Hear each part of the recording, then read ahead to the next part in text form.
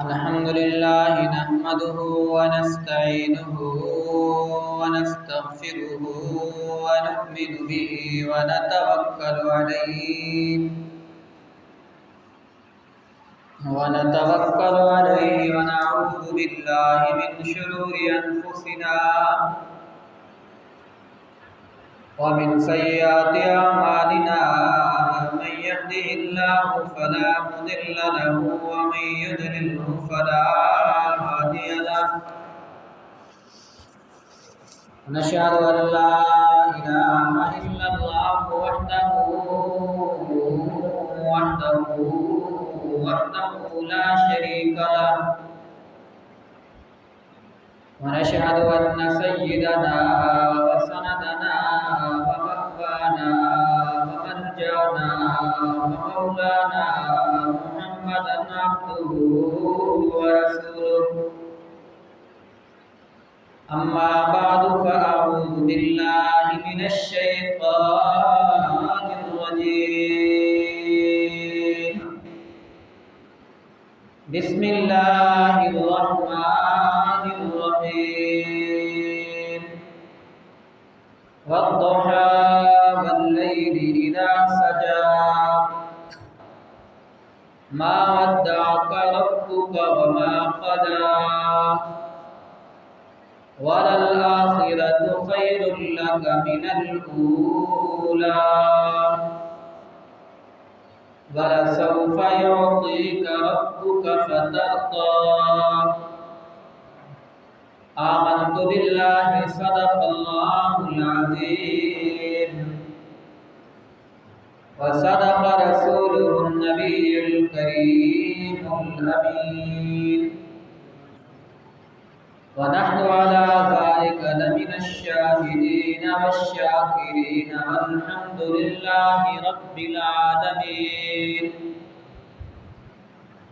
إن الله وملائكته يصلون على النبي يا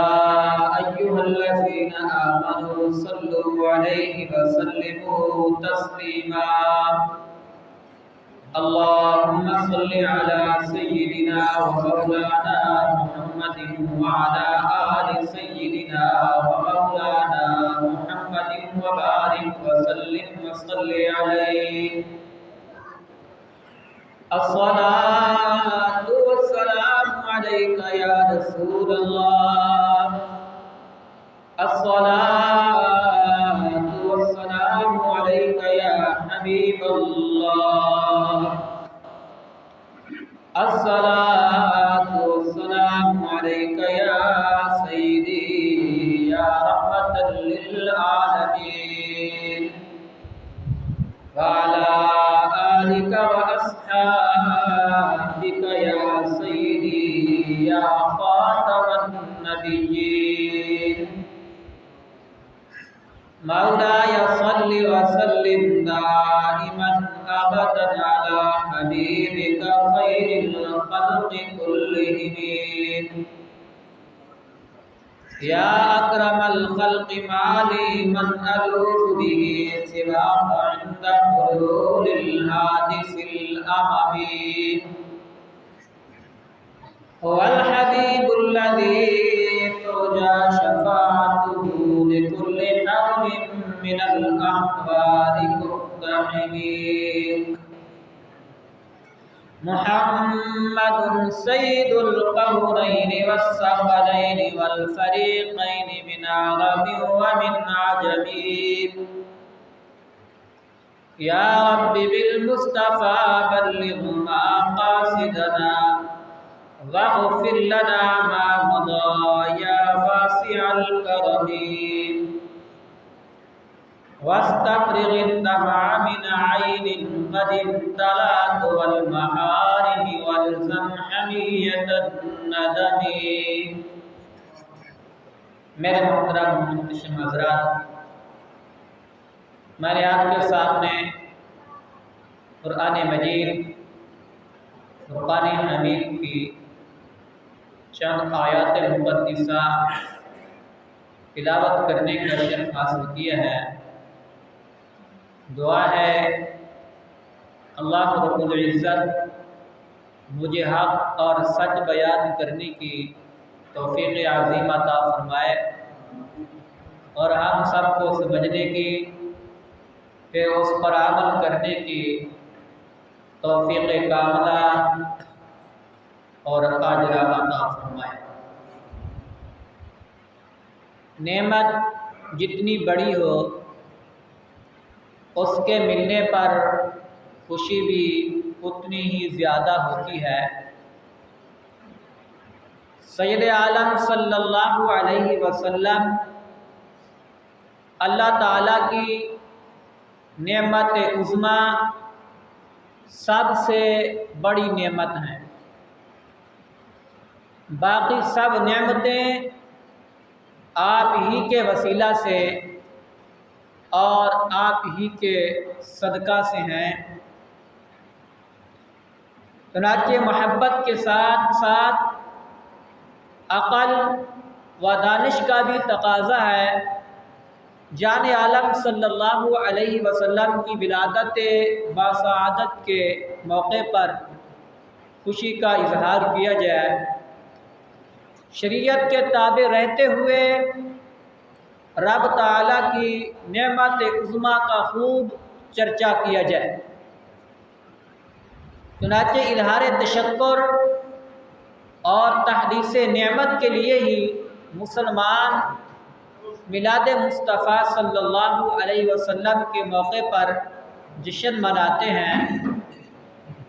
اور مختلف طریقوں سے خوشی کا اظہار کرتے ہیں۔ عید میلاد پر شکر الہی بجا لانے کا ایک خوبصورت طریقہ یہ بھی ہے، رب تعالیٰ نے جو انعام فرمایا اس کی تعریف و توصیف کی جائے، نعمت عظمیٰ کی عظمت بیان کی جائے، آپ صلی اللہ علیہ وسلم کے عروج و کمال اور حسن و جمال کا تذکرہ کیا جائے۔ حسن مصطفیٰ صلی اللہ علیہ وسلم کا چرچا کرنا رب تعالیٰ کا حکم بھی ہے، صحابہ اکرام علیہم الرضوان کی سنت بھی، محبت کا تقاضا بھی ہے اور محبت میں اضافے کا ذریعہ بھی۔ آپ صلی اللہ علیہ وسلم کا حسن ایسا بے مثال ہے، امام اہل سنت علیہ الرحمت نے فرمایا وہ کمال حسن حضور ہے گمان نقص جہاں نہیں،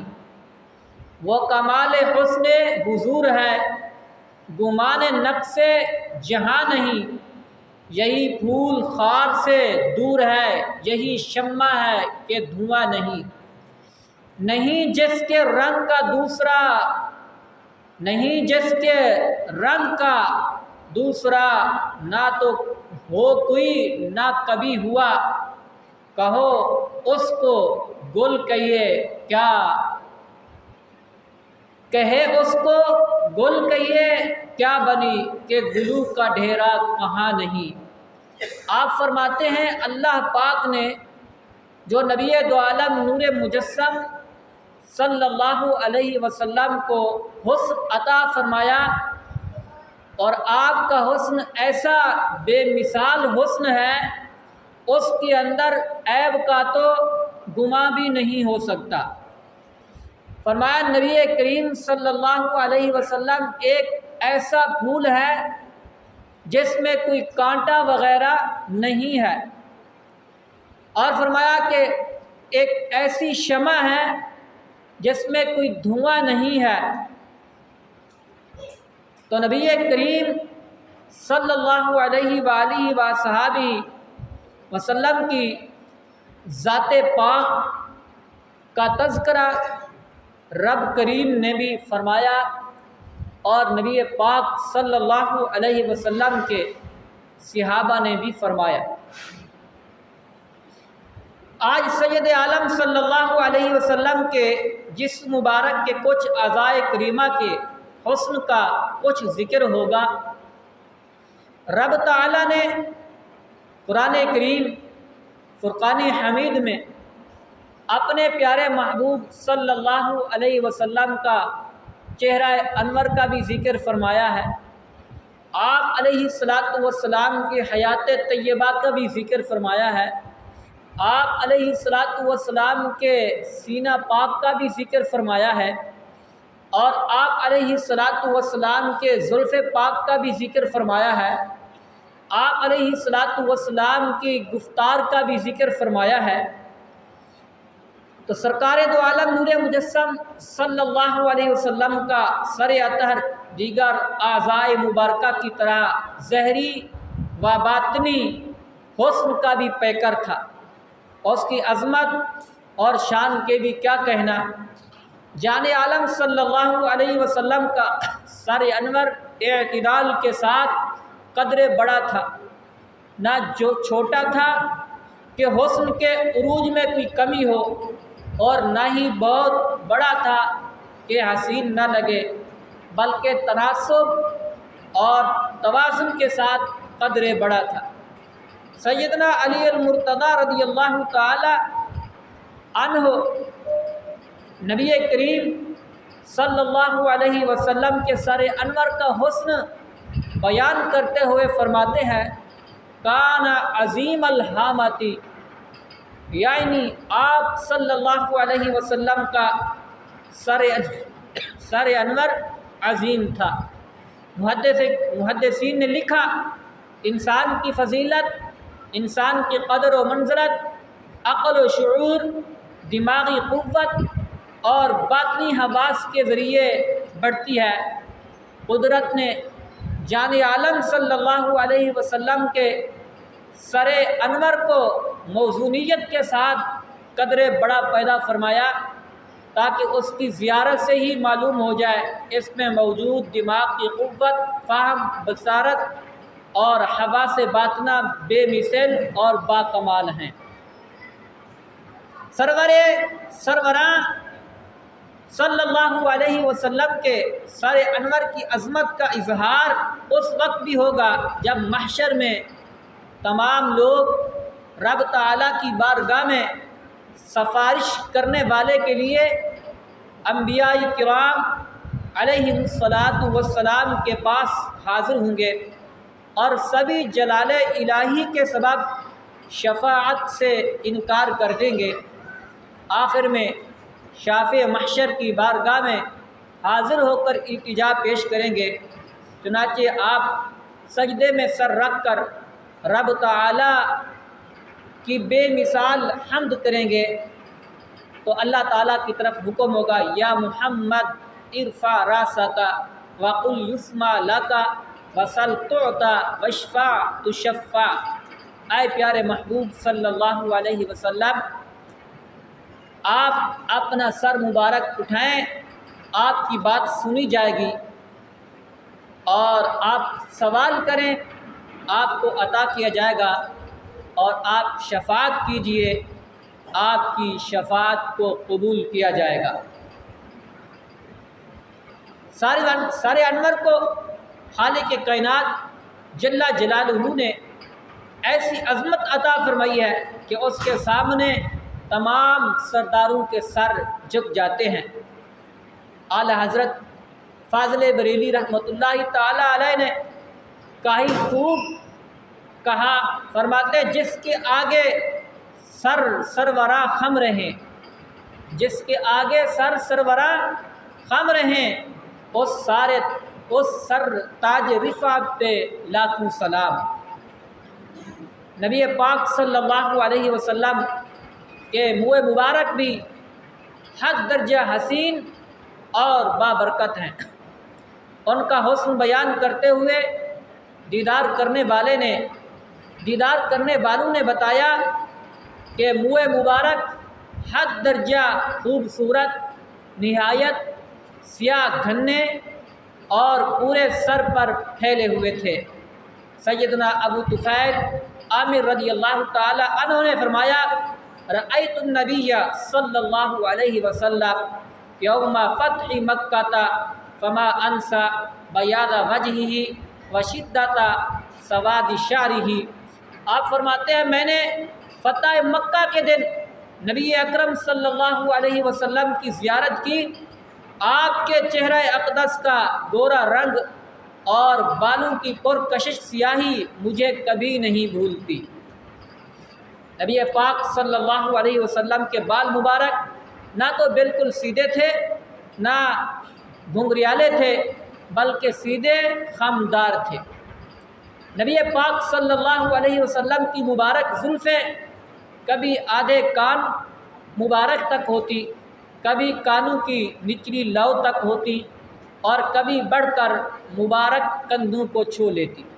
یعنی نبی پاک صلی اللہ علیہ وسلم کے بال رکھنے کے 3 طریقے تھے۔ آپ علیہ السلام کبھی بال کٹواتے اور وہ کانوں کی لو کے اوپر تک ہوتے، اور آپ کبھی بال کٹواتے تو کانوں کی لو کے برابر ہوتے، اور کبھی آپ علیہ السلام بالوں کو اتنا لمبا رکھتے وہ فقط کندھوں کو مس کرتے تھے۔ بات یاد رکھیں، یہ 3 طریقے بال رکھنے کے ہیں۔ ان 3 طریقوں میں سے کسی طریقے کو اپنانا جائز اور سنت ہے، اور اس کے علاوہ دوسرا طریقہ کہ حلق کرانا یعنی ٹینڈ کرانا ہے، وہ بھی نبی کریم صلی اللہ علیہ وسلم کی سنت ہے، لیکن زیادہ تر نبی پاک صلی اللہ علیہ وسلم نے اپنے سر مبارک پہ زلفیں رکھی، اور زلفیں رکھنے کی یہی 3 طریقے ہیں۔ اس کے علاوہ جو باقی ہے، اتنا لمبے بال چھوڑ دیے جائیں، کندھوں کے نیچے چلے جائیں، تو ایسا کرنا مکروہ تحریمی ہے اور یہ گناہ ہے، کیونکہ یہ عورتوں کے ساتھ مشابہت ہے۔ اسلام نے مردوں کو عورتوں کے ساتھ مشابہت رکھنے سے منع فرمایا ہے۔ سیدنا انس بن مالک رضی اللہ تعالی عنہ نے فرمایا، کانا شعر رسول اللہ صلی اللہ علیہ وسلم راجل لیس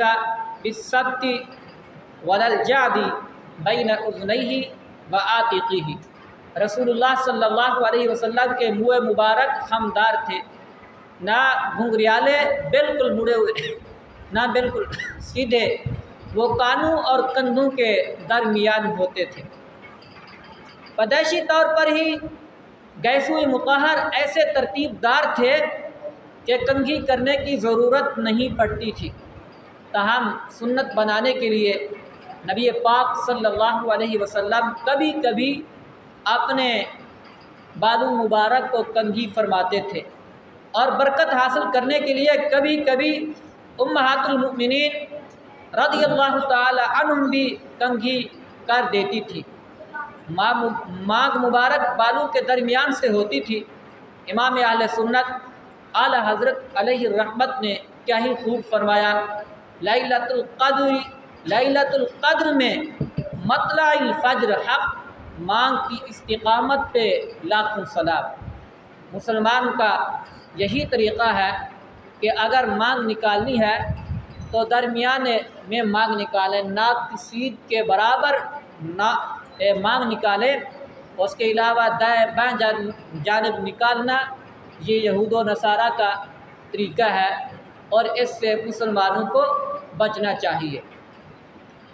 نبی پاک صلی اللہ علیہ وسلم کے بال مبارک تیل لگائے بغیر چمکدار ہوتے تھے، تاہم آپ علیہ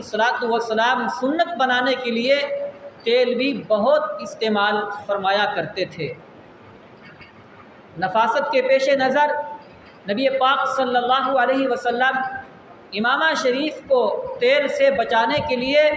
اس کے نیچے کپڑا مبارک یعنی سر بند استعمال فرماتے تھے، اور ٹوپی وغیرہ استعمال فرما دیتے تھے۔ سیدنا عبداللہ بن عباس رضی اللہ تعالی عنہ بیان فرماتے ہیں، فرمایا وَكَانَ الصِّبْيَانُ يُصْبِحُونَ رُمْسًا شُعْثًا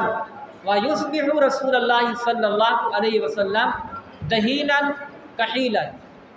حضرت عبداللہ بن عباس رضی اللہ تعالی عنہ اپنے پیارے محبوب صلی اللہ علیہ وسلم کا شان بیان کرتے ہوئے فرماتے ہیں،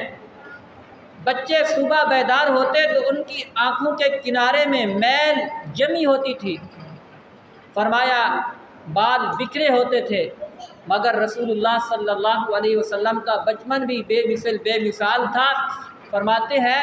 نبی پاک صلی اللہ علیہ وسلم جب بیدار ہوتے تو مبارک بالوں میں تیل اور پیاری آنکھوں میں سرما لگا ہوتا تھا۔ نبی پاک صلی اللہ علیہ وسلم کی عظمت اور برکت کے کیا کہنا، رب تعالیٰ نے حبیب اکرم صلی اللہ علیہ وسلم کے منہ مبارک کی بے حد عزت افزائی فرمائی ہے۔ ارشاد ربانی ہے والضحیٰ واللیل اذا سجا ما ودعک ربک وما قلی وللآخرۃ خیر لک من الاولی ولسوف یعطیک ربک فترضی۔ والضحیٰ واللیل اذا سجا، چاشت کے وقت کی قسم اور رات کی قسم جب وہ پھیل جائے، آپ کے رب نے آپ کو نہ چھوڑا اور نہ ہی ناپسند کیا، یقیناً آپ کے لیے ہر بعد والا لمحہ پہلے والے لمحہ سے بہتر ہے۔ وَلَسَوْفَ يُعْطِيكَ رَبُّكَ فَتَرْضَىٰ، ان قریب آپ کا رب آپ کو اتنا عطا فرمائے گا کہ آپ راضی ہو جائیں گے۔ ایک تفسیر کے مطابق چاشت سے مراد چہرہ مصطفیٰ صلی اللہ علیہ وسلم کا حسن و جمال ہے، اور رات سے مراد آپ کے گیس و اقدس کی طرف اشارہ ہے۔ مطلب یہ ہوگا کہ اے پیارے محبوب صلی اللہ علیہ وسلم، تیرے چہرے کی قسم اور تیری زلفوں کی قسم۔ امام اعلیٰ حضرت فاضل بریلی رحمۃ اللہ تعالی علیہ نے کیا ہی خوب فرمایا، فرماتے ہیں کلام الہی میں شمس الضحیٰ تیرا چہرہ نور فضا کی قسم، قسم شب تار میں راز یہ تھا کہ حبیب کی زلف دوتا کی قسم۔ منہ اقدس ایسے عظیم الشان ہیں کہ ان کی برکت سے رب تعالی شفا بھی عطا فرماتا ہے اور دیگر مشکلات بھی آسان ہو جاتی ہیں۔ رحمت عالم صلی اللہ علیہ وسلم جب بال مبارک ترشواتے تو برکت سے نوازنے کے لیے غلاموں میں تقسیم بھی فرما دیتے تھے، یعنی ہمارے اور تمہارے بالوں کے درمیان فرق ہے۔ ہمارے بال جب اتارے جاتے ہیں ان کو پھینک دیا جاتا ہے، نبی پاک صلی اللہ علیہ وسلم کے منہ مبارک جب اتارے جاتے تھے تو صحابہ اکرام کے مابین تقسیم کر دیے جاتے تھے، اور صحابہ اکرام بطور برکت ان کو اپنے پاس محفوظ رکھا کرتے تھے۔ چنانچہ منہ مبارک نسل در نسل منتقل ہوتے ہوئے آج بھی محفوظ ہیں، اور امت مسلمہ آج بھی ان مبارک بالوں سے برکتیں حاصل کرتی ہیں۔ یاد رکھیں نبی کریم صلی اللہ علیہ وسلم سے ادنا نسبت والی چیزوں میں بھی رب تعالیٰ نے بے پناہ برکت رکھی ہے۔ آپ صلی اللہ علیہ وسلم کے جسم مبارک کا حصہ بننے والے بالوں کی شان و عظمت تو بہت بلند ہے، دور حاضر میں کچھ بدبخت دنیاوی مفادات کے لیے نبی کریم صلی اللہ علیہ وسلم کی طرف جھوٹی نسبت کرنے سے بھی نہیں شرماتے۔ نالائن مقدس اور منہ مبارک کے بارے میں بعض لوگ جھوٹ بولتے ہیں۔ حدیث مبارک کے مطابق جو شخص سرور دو عالم صلی اللہ علیہ وسلم کی طرف جھوٹی بات کی نسبت کرے وہ جہنم کا مستحق ہے۔ تو جو شخص کسی ایسے بال کو رسول اللہ صلی اللہ علیہ وسلم کے جسم اقدس کا حصہ قرار دے جو حقیقت میں آپ کا منہ مبارک نہیں، تو اسے سوچنا چاہیے وہ کتنے بڑے جرم کا ارتکاب کر رہا ہے۔ ہمیں اگر کوئی شخص کہے کہ یہ رسول اللہ صلی اللہ علیہ وسلم کا تبرک ہے تو ہم اس کا احترام کریں گے، بے ادبی سے بچیں گے، مگر یہ نسبت کرنے والوں پر فرض ہے کہ پہلے مکمل تحقیق کریں۔ اگر کسی جھوٹ کا یقینی طور پر معلوم ہو تو اس کی تردید کرنا لازم ہے۔ تو نبی پاک صلی اللہ علیہ وسلم کے بال مبارک کی اللہ پاک نے تعریف فرمائی۔ مصطفیٰ جان رحمت صلی اللہ علیہ وسلم کی پیشانی مبارک موزونیت کے ساتھ ساتھ کشادہ اور فراخ، روشن اور چمکدار اور مسرت شادمانی کے آثار سے معمور تھی۔ مولا مسلمین سیدنا علی المرتضیٰ رضی اللہ تعالی عنہ ان الفاظ میں روایت فرماتے ہیں، سلط الجبین، نبی کریم صلی اللہ علیہ وسلم کی پیشانی مبارک وسیع چمکدار تھے۔ اور کیا ہی خوب کہا کسی نے، جس کی تقدیس کا رنگ گہرا رہا، جس کے در پر فرشتوں کا پہرا رہا، مغفرت کی سند جس کا چہرہ رہا، جس کے ماتھے شفاعت کا صحرا رہا، اس جبین سعادت پہ لاکھوں سلام۔ ام المؤمنین سیدنا عائشہ صدیقہ رضی اللہ تعالی عنہ فرماتی ہیں، میں بیٹھی چرخہ کاٹ رہی تھی، رسول اللہ صلی اللہ علیہ وسلم اپنے نال یعنی جوتے مبارک کو پیوند لگا رہے تھے۔ فجعل جبینہ یعرق وجعل عرقہ یتولد نورا فبہت۔ آپ فرماتی ہیں نبی پاک صلی اللہ علیہ وسلم کی نورانی پیشانی پر پسینہ آنا شروع ہوا اور پسینے سے نور پھوٹنے لگا۔ یہ دلکش نظارہ دیکھ کر مجھ پر وارفتگی کی کیفیت طاری ہو گئی، حسن کے جلبوں میں کھو گئی۔ رسول اللہ صلی اللہ علیہ وسلم نے دیکھ کر فرمایا، مالک یا عائشہ، اے عائشہ تمہیں کیا ہوا، کہاں کھو گئی ہو؟ میں نے عرض کی، جعل جبینک یعرق وجعل عرقک یتولد نورا،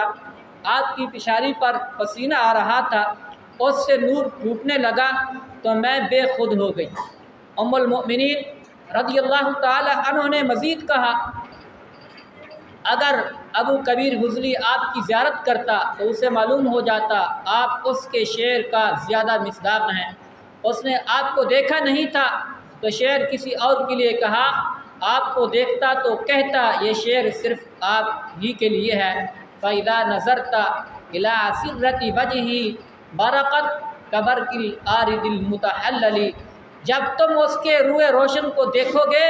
تو وہ 14ویں کے چاند کی طرح چمکتا دکھائی دے گا۔ نبی کریم صلی اللہ علیہ وسلم نے بھی اس موقع پر ام المؤمنین حضرت عائشہ صدیقہ رضی اللہ تعالی عنہ سے اظہار محبت فرمایا اور دعا سے نوازا، تیرے ہی ماتھے رہا اے جان صحرا نور کا، بخت جاگا نور کا، چمکا ستارہ نور کا۔ نبی پاک صلی اللہ علیہ وآلہ واصحابہ وسلم کے جسم کے حصے کا اللہ پاک نے قرآن کریم میں ذکر فرمایا، کہیں چہرے کا ذکر فرمایا، کہیں زلفوں کا ذکر فرمایا، کہیں آنکھوں کا ذکر فرمایا، کہیں آپ کی حیاتی کا ذکر فرمایا، کہیں آپ کی گفتار کا ذکر فرمایا۔ لوح قلم سے ہم کنار آنکھیں میرے حضور کی، خالق کل کی رازدار آنکھیں میرے حضور کی، خلعت رب میں گم خلیل حق سے کلیم ہم کلام، واقف حسن کردگار آنکھیں میرے حضور کی، کتنے کمال ہوش سے غرق مشاہدہ رہے جلوہ حق سے سرفراز آنکھیں میرے حضور کی، تحت الثری کی ہے خبر عرش اعلیٰ پہ ہے نظر، سدرا سے دیکھتی ہیں پار آنکھیں میرے حضور کی، ان سے ڈھکے چھپے نہیں سجدے قیام اور رکوع، جملہ جہت کی رازدار آنکھیں میرے حضور کی، حق نے سمیٹ کر زمین ان کو دکھائے شرق و غرب، رکھی جہاں کا شمار آنکھیں میرے حضور کی، روزے پہ آئیں امتی عفو گناہ کے واسطے، کرتی ہیں اب بھی انتظار آنکھیں میرے حضور کی، ایسی حسین سرمگی جن کی مثال ہی نہیں، سرمے بغیر دھاری دار آنکھیں میرے حضور کی، بارگاہ جمال میں مقصود اب دعا یہی، خوابوں میں آئیں بار بار آنکھیں میرے حضور کی۔ وآخر دعوانا ان الحمد للہ رب العالمین۔